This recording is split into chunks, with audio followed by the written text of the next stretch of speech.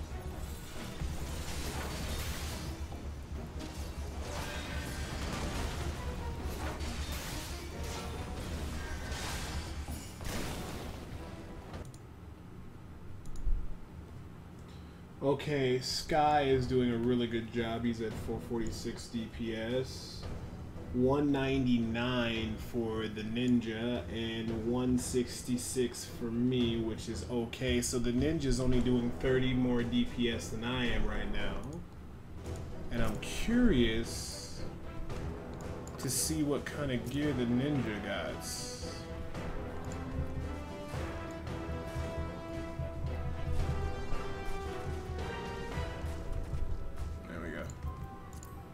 He must be new. Yeah, no. Okay then.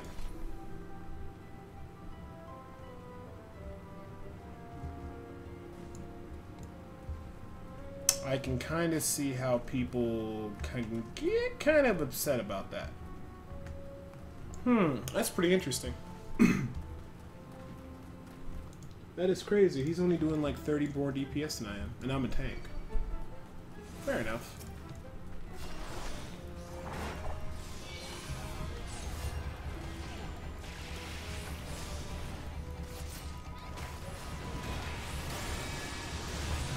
Well, that was a jerk.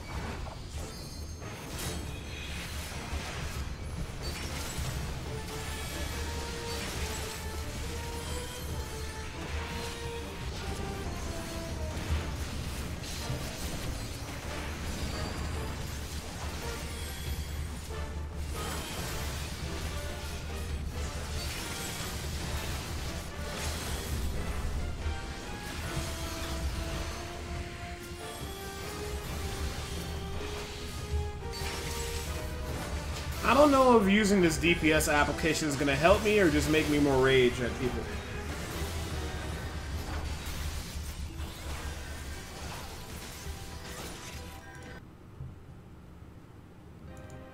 Okay, his DPS went up to 331, but I think that was just for AoE stuff. We'll see how it goes on the next boss fight.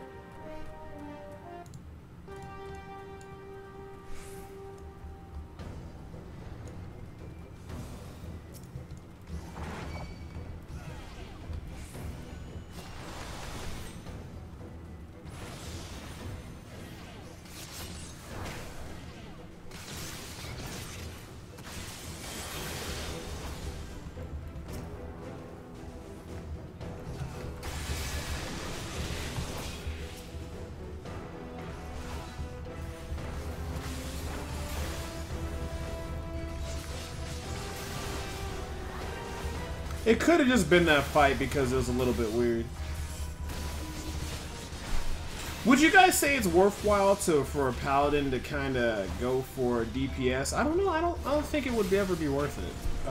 I think just a paladin just needs to accept the fact that it's just not going to do as much damage as a warrior. I think you might be better off as a paladin just to get as much damage mitigation as possible in a high HP pool, to allow the healer to maybe add additional DPS as opposed to you doing, and you just focus on just keeping everything grouped up and making the damage work better for the DPS. I mean, Sword Oath is cool, and I've noticed in certain fights that Sword Oath is pretty cool, but to me it just doesn't seem to make a worthwhile difference to use Sword Oath, let's say, over Shield Oath, especially like in turn 10. Because I'd be better off just using Shield Oath, especially because I'm going to be taking charges and what have you now. I don't know, I find it interesting. So I'm going to go ahead and clear this encounter, clear everything, so we'll see how it goes down this fight.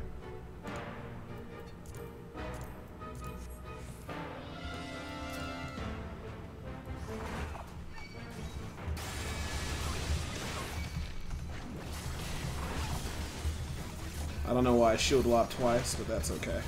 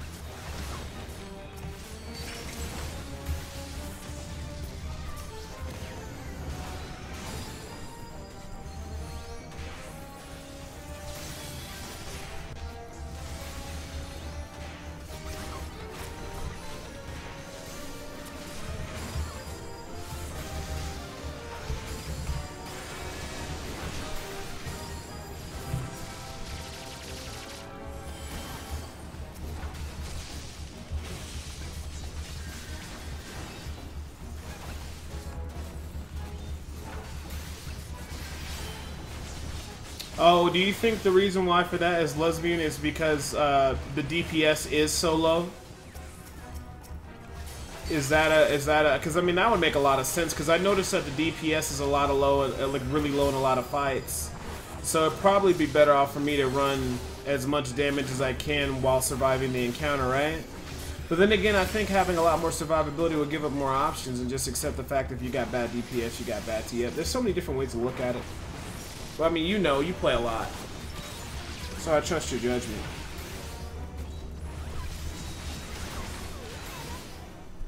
Okay, for that fight, it was 436 for the Black Mage, very good. Elis, which was the ninja, was 285. 187 for Chaotix, and I was 140. That's pretty bad on my part, but then again, I was worried more about flashing and keeping all the monsters on me. The priest put up some pretty good damage because he was doing the holy. Oh yeah, yeah, so I'll probably just need to worry about survivability and not so much my DPS. The way I can speed up things is just allowing myself to have survivability and all that good stuff, so that so that he can keep casting holy instead of worrying about having to heal me and stuff. So that makes sense. So yeah, max survivability just is the obvious choice.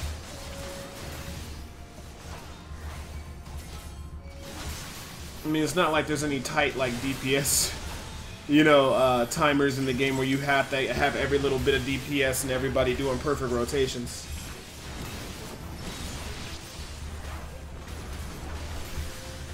So, I don't know, is 285 good for that ninja? I don't think it is, right? You usually want to be sitting off. Most of these guys seem to be, I think that ninja has an average level, item level of like 100 and 110. So, I'd imagine, I don't know how high that is. Yeah. Just go the full strength accessories, the strength on the points. That would but in pugs they need me to survive and just do my mechanic job as a tank, I think, and you got to leave that up to the DPS to do what they're supposed to do or whatever have you not.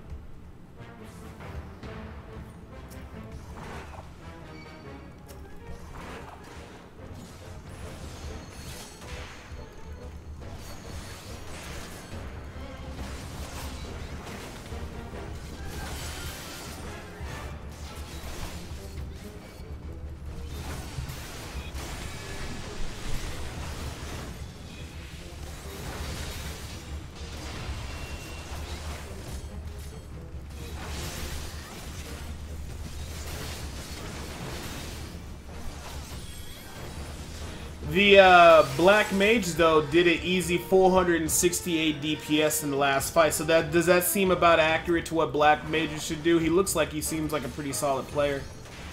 His flares were on point in the fights, and he was landing everything with good timing. And even the Priest put in, or the White Mage put in some good damage himself with the Holies.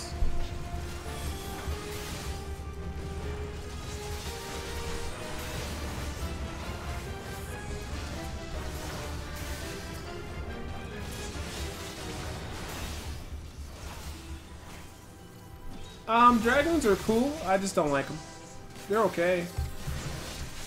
I think any class in this game is fine. It's just what you notice in the player tendencies. What I see a lot of is a lot of Dragoons fighting because they'll be in certain fights in Coil Bahamut that require you to be very careful around certain segments because you have a window of opportunity where the boss might go derp and do some things that require you to move.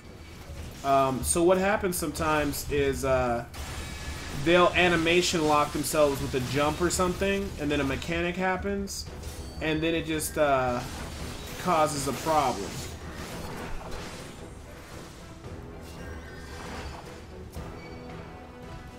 Because you might need to move from a meteor, you might be mid-combo when you knew that in a couple moments he probably is going to be casting a certain attack that you need to be wary of.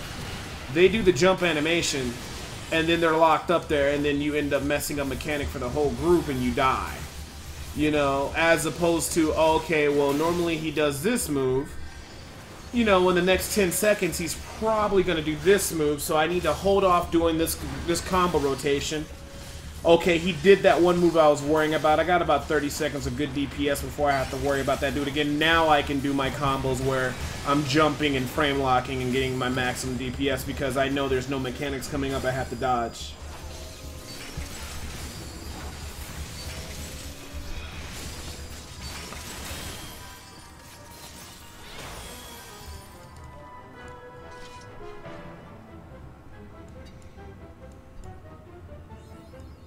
So, like I said, I don't think the class is bad. I think the class is very good. I think it's very capable. I've seen some Dragon Knights that do, oh sorry, Dragon Knights, Dragoons that do really good damage and stuff like that.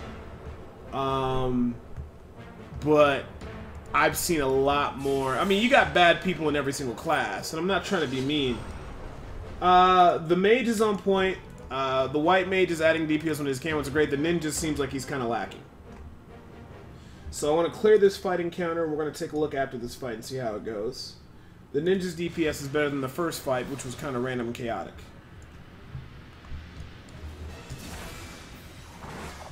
Well, like I said, I've seen Dragoons that have done amazing things. and stuff. No, I mean, it's okay if people are going to gear up, because the one thing I like about this game is even if you have the gear, if you're not good at mechanics, you get punished and you die. So, I'm okay with that. There's nothing wrong with that, because like I said, people can have high-level Poetics gear and still not clear T9 because of mechanics. And, you know, I think they did an okay job with everything. Now, the DPS of the mage might, or of the ninja might be a little bit unfair to rule here. Because it depends, man, if he gets caught, if he can keep his DPS up, I don't know, we'll have to wait and see.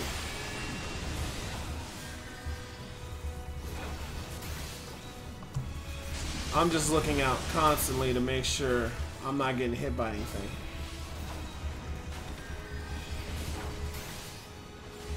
But I like T9. That was a good gatekeeper, you know what I'm saying? That fight made it so... I like a fight like that, and now I'm in T10 to T13. I'm enjoying myself.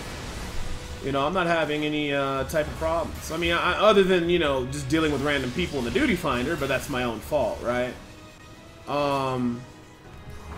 But just in general, you know, I've been enjoying myself. It's content where if you don't respect it, you'll still lose. Like, it's refreshing to be in a third phase of a fight on T10, and people don't respect the boss's charge, people don't respect the lightning placements, and people die. And these are people who were even in summon Dreadworm. I've seen Dreadworm people mess up mechanics, and it's just nice to see that, okay, well, if you don't respect the boss still has mechanics to kill you, whereas opposed in WoW, sometimes that really wouldn't happen. So I just gotta keep looking out for mummies here. There it is.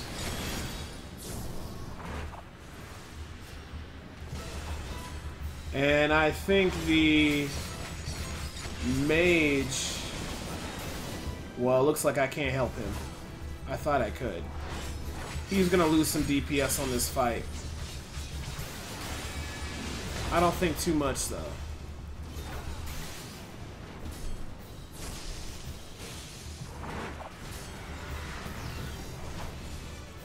So I'm gonna let them go first. Then I wanna get over here. Okay, cool. Like I said, I'm just trying to mitigate my damage I take and just make sure I don't get hit by the zombies and stuff. So I hate to be moving around a lot, but like I said, I always just learn I'd rather just be active and look and cost some elite DPS a little bit of damage and for me to get hit and ruin everything. Looks like he's doing that special attack when he hunts somebody down. They should limit break. And just end it. Yeah, this should end it. Okay, I gotta pull this back here. And that went pretty good. That went solid. Let's take a look here. Let me see here. Well, we gotta wait until everything's over. The Black Mage had 294. The Ninja had 228. I had 167 and 80. Mostly because the boss could move around with me. So I think that's why I was able to get 167. My overall damage was 192 for the whole entire fight area. That's weird. 167, average 192. Oh, that's our whole group average. So our whole group average was 192. 294 on the Black Mage. I think the Black Mage is phenomenal. New subscriber! That's how we do it in Kingsport! Hey, what's up, JSC2? Hey, thanks for the subscription, man, and welcome to the channel. Oh, well, you've been here for 4 months, JSC2. Well, I appreciate you subscribing and supporting me for 4 months. Thank you so much.